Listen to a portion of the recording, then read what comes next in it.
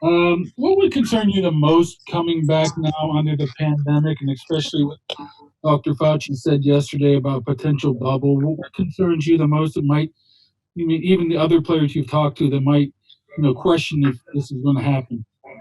Yeah, I think we're just dealing with the unknown. Obviously, we like to be calculated and have all the facts before we commit to something. But with everything that keeps changing, it's like we really can't grasp what's really going on. We talk. I talk to my teammates almost every day about what's going on and what to expect, and we know the NFL and NFLPA have to come to an agreement. But my main thing is, I want all my guys to have all the information first, and then I don't want to be in a situation where we agree to something when a lot of guys are still up in the air about something like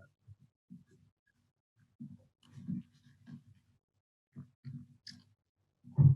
Mark, do you have a follow-up? Is there anything that would prevent you from not wanting to go and play? Obviously, having asthma, and having, being a bigger guy, but I understand the risks, and I'm going to take all the precautions. But I just have to see it in writing if everybody else is taking the precautions, whether it's the staff or the bus drivers. It's a lot of moving parts that have to go along with this, and it can't be something that's rushed or not. I know the NFLPA and NFL have been working on this for a while, but there are just so many different parts that have to be cleared before me and my family feels comfortable in me playing. Thanks, Mark. We'll go to Jerry Dulac with the Post-Gazette. Jerry, go ahead. Cam, how are you? To kind of follow up on that, do you feel, or do any of your teammates feel that maybe the season should be postponed, or is that too drastic? I know there's been, a lot of questions about how many preseason games, and I think we're kind of pushing it back. I know we have a lot of teammates that want to play, but I don't think we've even floated around the idea of, postponing the season. If the NFL does postpone it and moves it back to buy us some extra time, so be it, and we'll be ready. But right now, I think everybody's training under the unknown, in that we don't know when things are taking place. I know, I think July 4th or July 5th, a lot of information should be coming down from higher ups, and we should be waiting for that.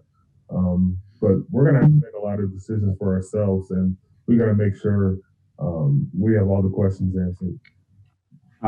Cam, if I can ask a separate follow-up, somewhat unrelated, have you, given this climate and everything, have you started a contract talk, and are you worried that something might not get done with everything going on? I would love for it to get done, but obviously it hasn't. I can't. There's not really much more that can go about without with everything going on. I just have to be patient. There are a lot. Besides my contract, there's a lot of other people that have to get signed. Those rookies are still waiting. So things have to happen, and they should. But I'll be ready either way. If I have to go in this year knowing that this might be my last year, so be it. Yeah, thanks, man. Stay well. Yes, sir. You too. All righty, we'll go to Ray Fittipaldo, the Post-Gazette. Ray, go ahead. Hey, Cam, I'm wondering, what is the captain's role as you prepare for this season, knowing that the spotlight is going to be on you guys again in terms of, protests and anything else that you guys want to do once the season starts? A captain's role, I think, is just listening and letting guys, voice their opinion. If I'm a captain and I think I have every answer, that's piss poor by me. We have a lot of different views, and guys come from different backgrounds. And all I can speak to is my own background and how I've grown up. With the climate we're dealing with now, I think a lot of guys have gotten the opportunity to speak. And whether you're the last man or the first man, I feel like you have a chance to speak. Cam, are you confident that you won't have a situation like you had in Chicago back in 2017, that you guys can be on the same page and that something like that would not happen again? The thing that takes me off about that is, what we were trying to do is remain out of the spotlight, and it got turned upside down.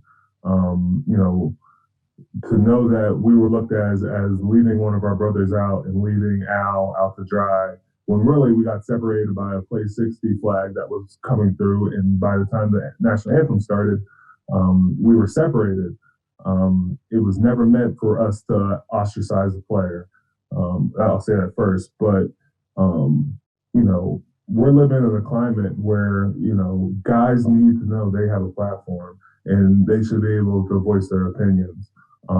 It's not for one guy to decide. It's not for two guys to decide. This is a team. This is a team that is, that has their own interests at heart. And for me or one person to say they should do otherwise is not my choice. Thank you. Appreciate it. Yes, sir. We'll go to Jim Wexel with 247 Sports. Jim, go right ahead, bud. Hey, Cam. Just a quick one about any kind of contract negotiations. Have the Steelers told you, hey, we can't talk right now because we don't know what's going on? Or has there just been dead air, or have there been little talks? I think early on, it was just wait here and see what happens. But I think everything's just been halted with the coronavirus. It's definitely halted regular NFL operations. So we understand that. This is uncharted territory. So, but if football is going to pick up, we have to be ready either way. Thanks, Cam. Yes, sir. We'll go to Joe Rutter with the Troop Review. Joe? Yeah, you've always been kind of critical of the defense's play, win or lose. Looking back on last year and what you want to do this year, what areas do you think you guys can get better? I think, we weren't the number one defense. We can sit up here and say we want to be this and want to be that, but we weren't. We led the league in sacks, and I think we led the league in turnovers, but we, weren't off the field enough to give our offense enough opportunities.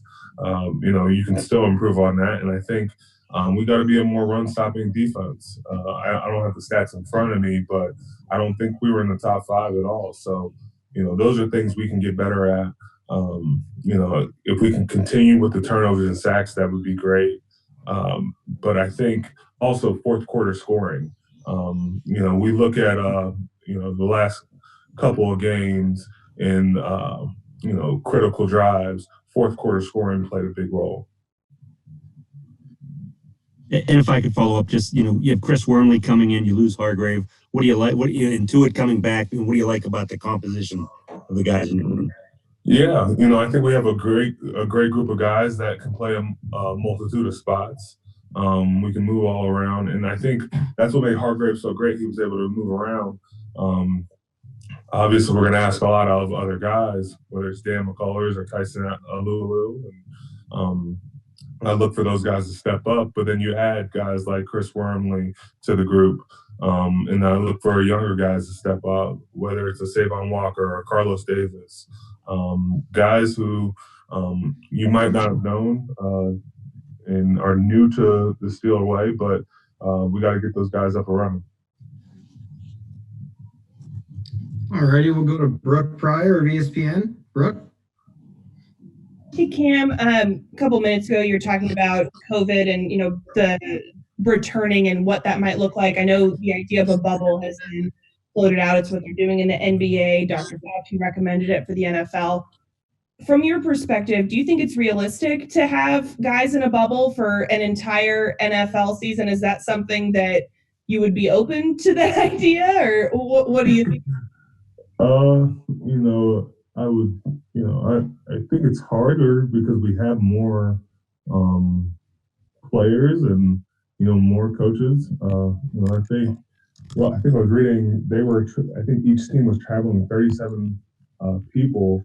We have 53 guys on a roster. So, and then you think about our practice squad, then you think about the coaches. And then how would traveling take place?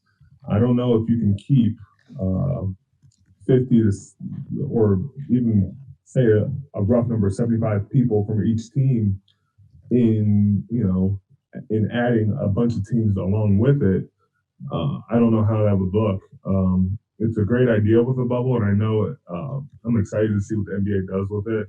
And I hope we cross every avenue to see what's the safest, healthiest way to make sure we play football. Thanks. Mm-hmm. We'll go to Noah from the Maven. Noah? Hey, Cam. If the season does happen, obviously there's a slim chance that there will be fans. What does that do? How much does that change the game if there are no crowds? Man, I love our fans, and I love the emotion they bring to the games. But my thing is going to be, doesn't stop our fans from watching on TV. We're in the entertainment business, and we're in the business of winning. So our job is going to be to play for those fans on TV. I love football, and I love the game. I'll be raring to go once we get this thing started. Just to follow up real quick, especially on the defensive end, being on the field, how much does that actually change the actual game of football if there's no crowd noise? Well, I guess we're just going to be playing Renegade through the entire game. It's going to be interesting. Those third downs, stops. I think one thing that's going to be interesting to see if we don't have fans, how teams are going to go about their calling plays and the cadence, because the smart ones are going to pick up on that and use it to their advantage, especially in your division. I feel like if you really get a good grasp and you hear a quarterback keep talking out loud and without fan noise, you should have an advantage as a defense. All righty, we'll go to Eric Hagman with 93.7 The Fan. Eric, go ahead.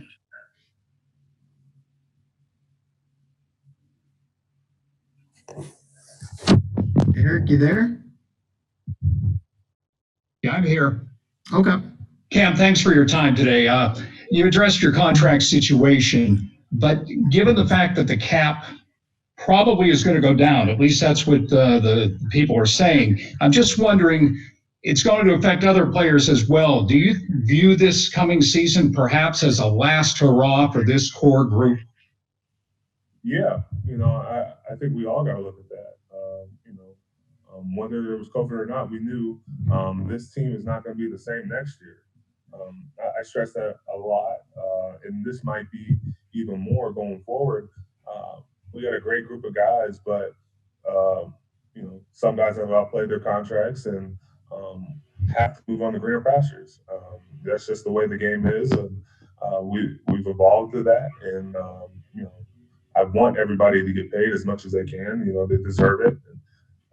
So this last hurrah, whatever it is, we got to be ready for it. Okay, thank you very much. Yes, sir. Thank you. We'll go to Mike Rizzuto with DVE. Triv, go ahead. Cam, I don't know if you've heard the comments from John Harbaugh. He said that the social distancing stuff is humanly impossible.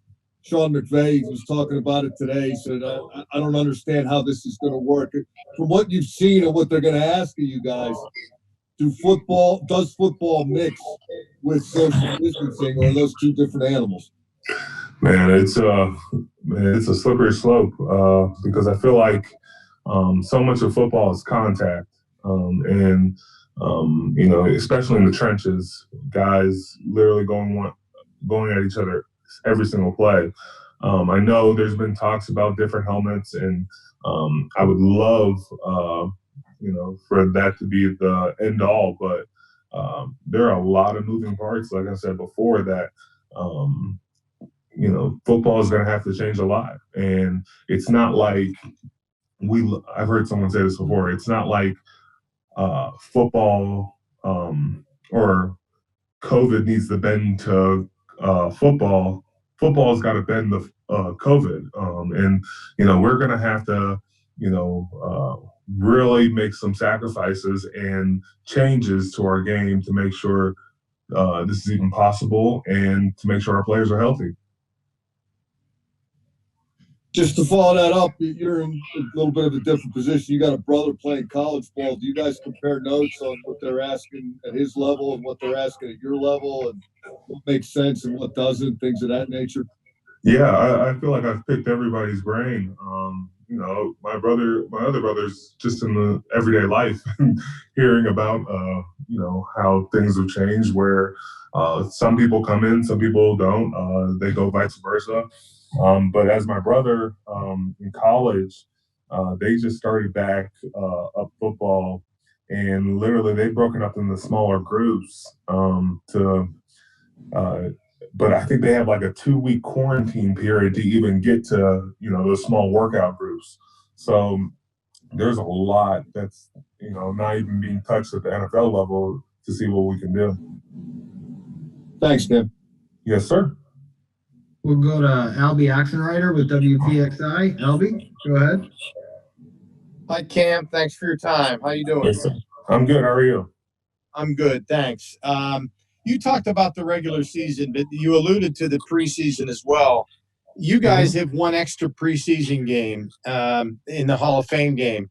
If they provide a little more clarity on what's going on at the beginning of July, that's only a month ahead of the Hall of Fame game. Do you think, based on the limited knowledge you have of what might be going on, do you think that Hall of Fame game could be in jeopardy? Yeah, I honestly think it's just my point of view, but I think the Hall of Fame game is probably out. I think, we talk so much about safety and how, why would we want to expose, 2 teams to an extra game a week early? And I think there's a rule that says you have to have 47 days of football and activities before you can even get to the first game. So we're getting to that point where there's not a lot that can happen. So we'll see. I would say I'm pretty pessimistic when it comes to that Hall of Fame game. Thank you. Appreciate it. Yes, sir. Thank you. Stay well. You too. We'll go to Dean with WPXI. Dean, do you have anything for Cam? Yeah, Cam, thanks for doing this. Yes, sir. Thank you for coming on. Your dad is going into the Pitt Hall of Fame, and now he's on the ballot for the College Football Hall of Fame. How much of a sense of pride does that give you, knowing that he's getting the recognition that he deserves? It's awesome. I never got to really see him play in college because I wasn't even born yet. But, to see the lasting imprint he's had, and to be mentioned with so many greats that deserve to be honored, it's amazing. I think he's going in with Pop Warner in the Pitt Hall of Fame, which is awesome. I never thought my dad would be right next to Pop Warner in a award or something. But then you look at the College Football Hall of Fame. If he gets in, what a year it would be to honor my dad. Thank you. Yes, sir. Thank you. We'll go to Dale Lally with DK Pittsburgh Sports. Dale? Hey, Cam. You were part of that 2011 class when there was a lockout as a rookie. How much did that set you guys back that year in terms of what you were going to do? It was tough because I couldn't get a playbook. I couldn't, I feel like I was running with my head cut off. I couldn't have that information from a strength coach. I couldn't, pick the brain of my D-line coach. Little things like that where I didn't know how to work out for the team and what to expect, and let alone I was pretty because I knew the city, ahead of schedule.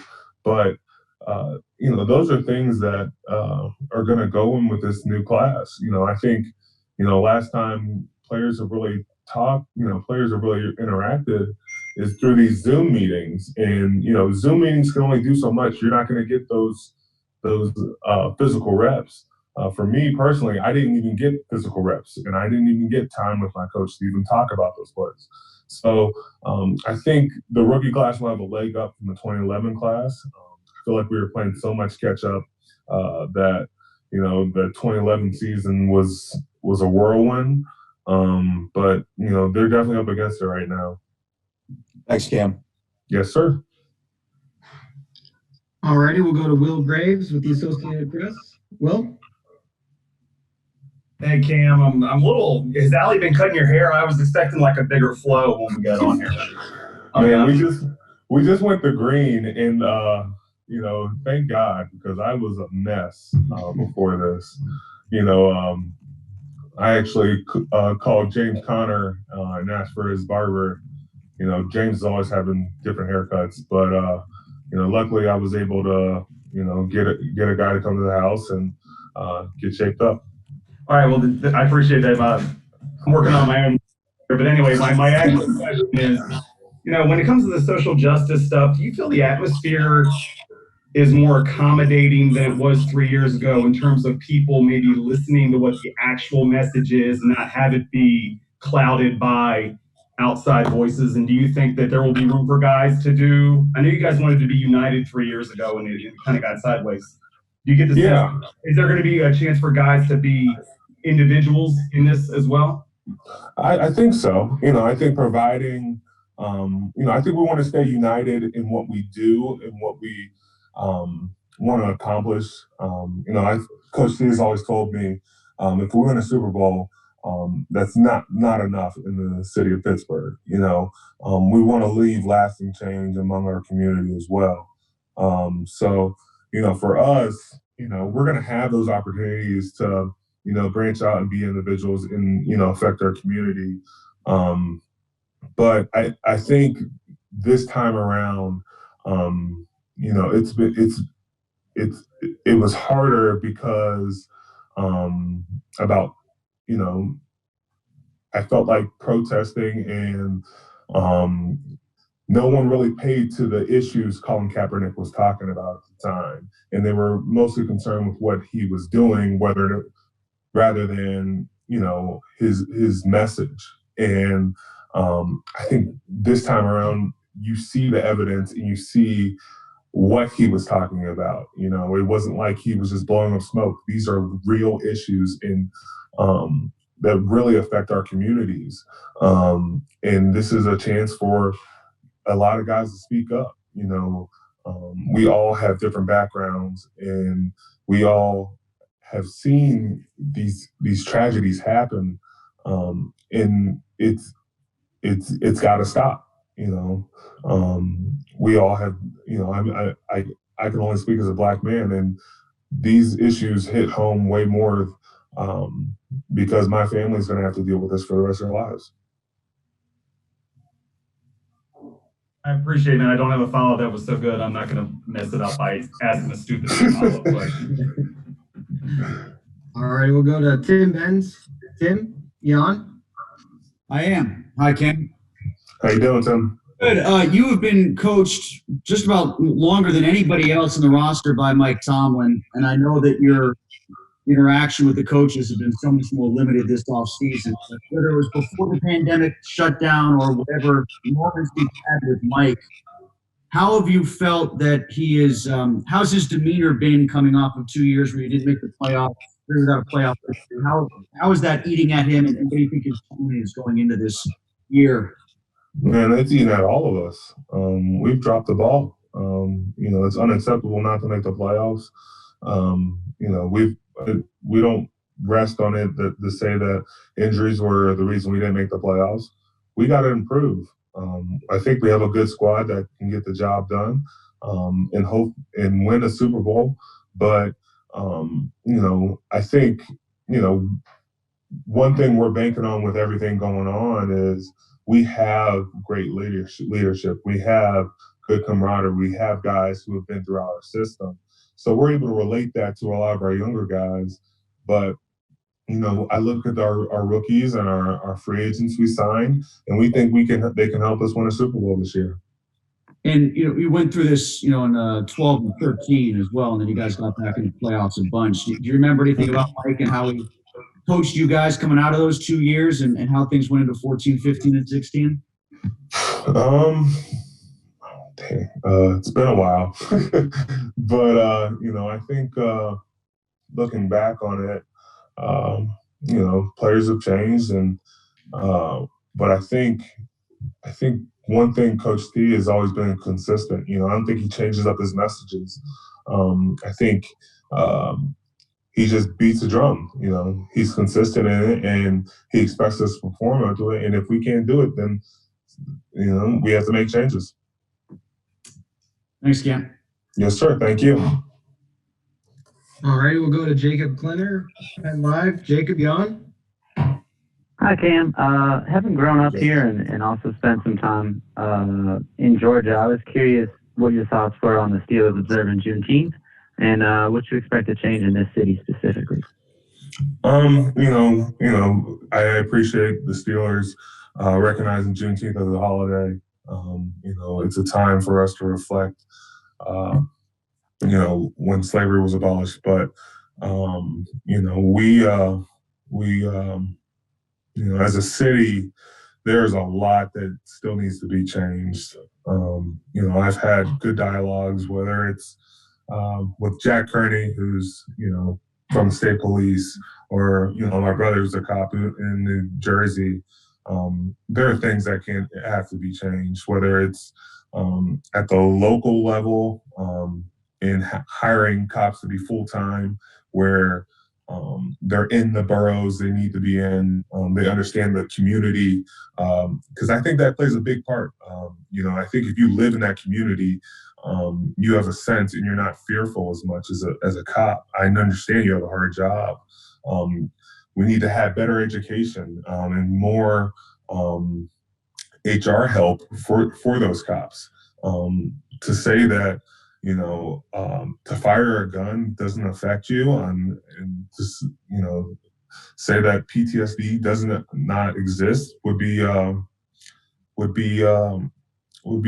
not smart. I think at the national level, whether it's, having a national database where, cops who have complaints, I think that's a big thing. I think if you have a prior complaint, that needs to be filed. There should be no reason you should be right back on the street. There should be no reason why the color of my skin or the color of my child's skin or the color of my friend's skin should threaten you. I always thought that policemen should be de-escalators, and it shouldn't be that the civilian has to be the de-escalator. So, there are things that need to be changed, and the call for it is now.